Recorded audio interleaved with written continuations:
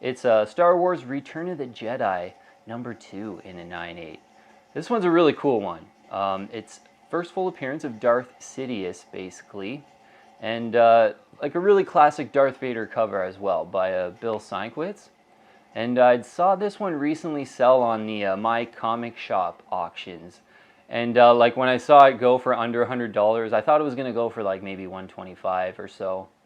I was kind of hitting myself, like I should have got in there and grabbed this one. But it ended up selling for $86 in a 9.8 white pages for this one. First full appearance of Darth Sidious, classic Vader cover that's absolutely under the radar. Like, you know, there's a lot of, you know, old school great Darth Vader covers. And this one definitely flies under the radar. There's 108 9.8s in a blue label, and 23.4% is the 9.8 ratio, which is actually a pretty decent ratio for like a very undergraded book, even though this is a pretty, I think it's a 1983 book, if I'm remembering correctly. So yeah, just a great Star Wars book that really flies under the radar. A bit of a 2-for-1 on this one.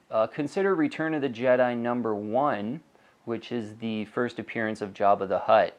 And yeah, the initial appearance of Jabba in like the Star Wars adaptation in Star Wars #1 was like the guy, like he's a dude in the original movie.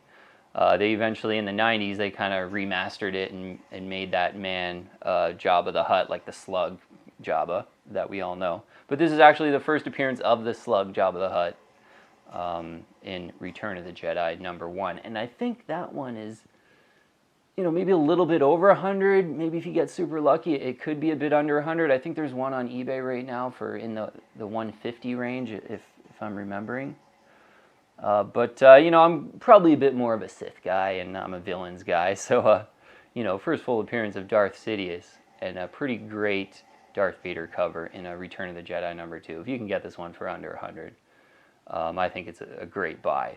And yeah, like I said, I'm kind of hit myself when I saw that auction ended auction price at $86, wishing I did throw in a bid for this Return of the Jedi #2, a 1 of 108. Yeah, just a great collector item as well.